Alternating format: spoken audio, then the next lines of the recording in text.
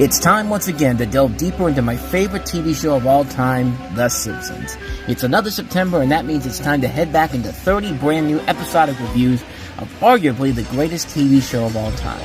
When we last left off, we were nearing the end of Season 2 and completed 31 of the original shorts from The Tracy Ullman Show. This year, we complete the rest of Season 2 with the final 5 episodes in which Ringo Starr will show up to give Marge the courage to paint a brilliant portrait of Mr. Burns. Yeah. Dustin Hoffman will show up as Lisa's substitute teacher, even though it's not technically credited as Dustin Hoffman, but you can tell it's his voice. Mrs. Krabappel, you're trying to seduce me. Homer and Marge will face the biggest challenge of their marriage to date. Bart, Milhouse, and Martin will face their friendship on the line over a comic book of all things, and Bart and Homer want revenge from Mr. Burns for stiffing them for Blood to Live. And then we'll delve into all 24 episodes of Season 3, from the epic season opener with the king of pop himself, Michael Jackson, although again not credited, but it's definitely him. And you still can't find this episode on Disney Plus for the stupidest of reasons. What'd you say your name was? Michael Jackson. Doesn't ring a bell. Well, have you heard of MTV? Nope. Motown. No. Beat It. You beat it. To Magic Johnson pulling a homer. The Lakers have the ball. Magic Johnson coming down the floor on a fast break. Magic stops his feet, slips out from under it. The ball flies out of his hands, hits the referee in the head, goes in the basket. It's a three-point play. The Lakers win. Looks like I pulled a homer. We'll watch as we see how Homer proposed to Marge and how Bart came into the world. Would you mind if I took it off now? The oil is burning my finger. Oh, sure. Homer will become part of the greatest softball game in history. Beverly D'Angelo will bag herself a homer. Otto will rock out alongside Spinal Tap, and characters like Sideshow Bob and Unky Herb make their returns to the show. Herb? And hell, we'll even finish the month off with the first episode of Season 4, the greatest season in Simpsons history with Camp Krusty. An episode so good, it was almost the Simpsons movie 15 years before we actually got the damn movie. As well as the last 18 shorts from the Tracy Ullman Show era, and just for the heck of it, we'll take a look at all the most recent Simpsons shorts from the longest daycare to the newest ones on Disney+. It's another exciting month of Simpsonic reviews coming your way all month long, and it begins right now. Welcome to Simptember 2025.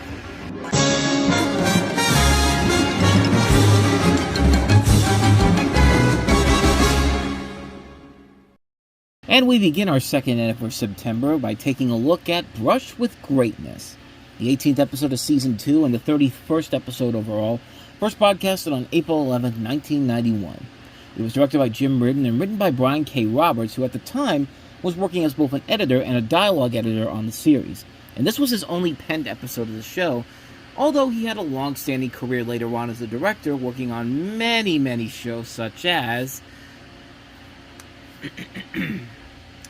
Little Mosque on the Prairie, About a Girl, Naturally Sadie, The Jane Show, Cuts, Everybody Loves Raymond, How to Be Indie, One-on-One, What I Like About You, Phil the Future, The Drew Carey Show, Eve, According to Jim, Lizzie McGuire, Sabrina the Teenage Witch, The Hughleys, Kristen, Zoe Duncan, Jack and Jane, Oh Grow Up, Grown Ups, 100 Deeds for Eddie McDowell, Thanks, Clueless, The King of Queens, Teen Angel, George and Leo, Mad TV, The George Carlin Show, and Spun Out. Yeah, he's done a lot of work.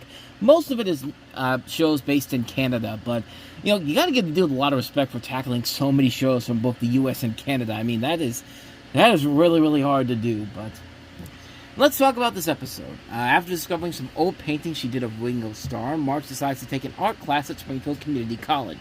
There she becomes the top student and wins the college art show. Meanwhile, Mr. Burns needs a painting for the Burns wing of the Springfield Art Museum and asks Marge to paint him. At first she has trouble painting such an evil man, but then decides to paint him naked and frail. Everyone, even Burns, praises Marge's painting.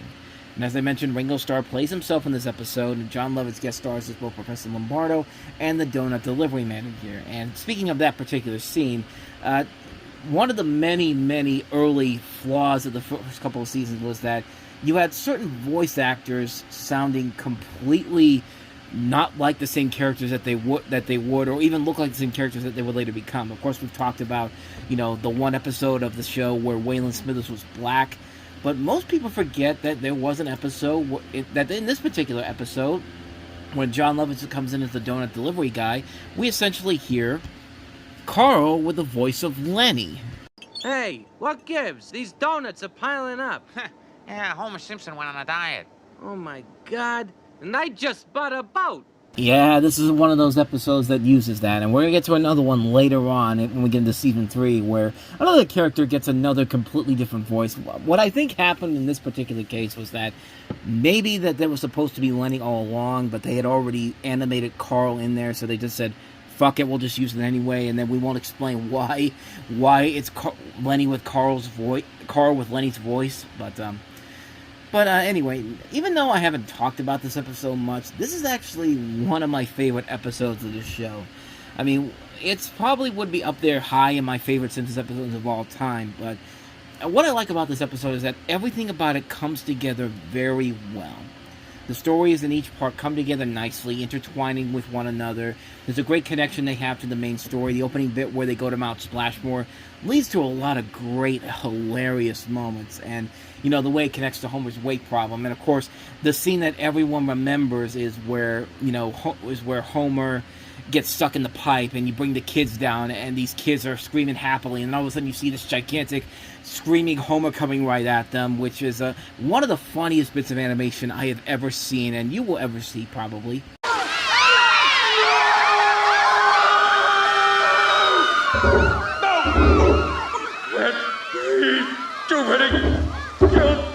And I just love how this whole situation is so scary that it actually changes the races of one of the kids inside the pipe. Like, I'll never get tired of how hilarious the whole sequence is. From the stuff that's supposed to be in there, from the stuff that they just randomly put in there for no particular reason. Like, why does the kid change races in the middle of this whole thing? We don't know. It's a cartoon. Just go with it. But then you also have the main story about Mr. Burns wanting Marge to paint a portrait for him, and it is done very well. It fits with how the older Simpsons episodes would connect to the show's the stories to the main plot of the story. And again, the animation is really good, the comedy is top-notch, and, you know, you got that great guest voice work by Ringo Starr, who, you know, it's really cool to see that. It's funny because that scene in particular where he's going through all the letters, and, you know, his butler's just like, Mr. Starr, if you don't mind me saying, you have a lot of loyalty to your fans after all these years to keep answering these letters. And I think it's funny because Ringo Starr actually did do this in real life. Like in 2008, on his website, he actually posted a video saying that he was too busy to answer fan mail, and that all mail sent to him after that specific date would be thrown out. So for the longest time, he did do it. And I think that's actually kind of cool that he actually did manage to read all those letters to a certain point in time. But it's a great performance either way. I mean, my favorite line in that whole thing was when he looks at Marge's portraits and he's just like, yeah. Hello, what's this? From Springfield, USA. Yeah. The weirdest thing about this episode that I later found out is that it's actually a strange thing that happened with this episode when it first aired. So much so that Wikipedia doesn't even bring it up on their page for this episode. And you really got to listen into the commentary for this to know about it. And it involves the last part of the episode where Marge, who's furious, of course, at Mr. Burns for insulting Homer's weight, because Homer does lose the weight. He does lose the weight to where he's down to 239, and there's a point where Marge is just like, oh, that's wonderful. And then Mr. Burns is just like, let me get this straight. You're proud of your current situation. You're as fat as a door. You're as fat as the... He's just basically calling him fat. And there's a great moment where Marge throws Burns and Smithers out, and Homer's about to go ahead and eat some fat foods, and Marge is just like, don't listen to him. He's just a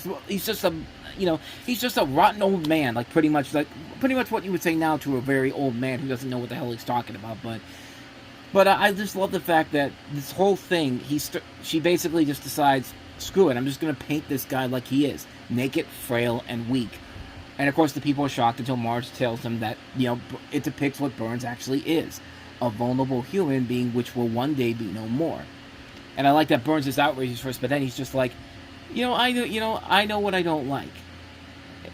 And I don't hate this. Like something like that. It was a line similar to that. I can't remember it off the top of my head. But the part that gets to everybody is that he praises Marge's painting, thanks her, and then he says, thanks for not making fun of my genitalia. And Marge basically says, I thought I did. And the funny thing is that there was a stir that broke out because, according to Al Jean on the commentary for this episode, the Fox censors thought that saying the word genitalia on a show at 8 p.m. would mean the end of the world. So they had to go back and forth to figure out how to put this in the right way until it got to the point where Al Jean's thoughts were that kids usually don't know what the words mean in that, and at the time, kids wouldn't use that word that much. But that's in 1991, and well, even today, kids really never use the word genitalia, even in today's world. I mean, I've heard kids say that they're losing their shit more than I've heard kids talking about genitalia. There's always a story I remember when I was in a McDonald's waiting to go get something to eat, and I saw this kid with his mother right next to them. He was like probably in his between 5 and 10 years old, and all of a sudden, out of the corner of my ear, I hear, "Mommy, I'm about to lose my shit," and it's just like, okay, it's just like, see, I've actually heard more kids say that than anyone ever saying the word genitalia, but hey, I don't know what that's just me personally. But bottom line, Fox censors ended up being wrong, and just like the idiots that thought Do the Right Thing was going to cause riots in the streets, nothing ever happened. So take that for what you will. But this episode, Brush with Greatness, is a great episode, boasted by a really good story, great animation, very funny comedy, a great guest spot by Ringo Starr, and an interesting lesson about never letting bad people tell you that you can't do anything, and then come up with something unique and inventive, while also coming off as some form of revenge. I mean, I think the perfect way to sum up this episode is just letting Ringo Starr basically tell you about it. Yeah.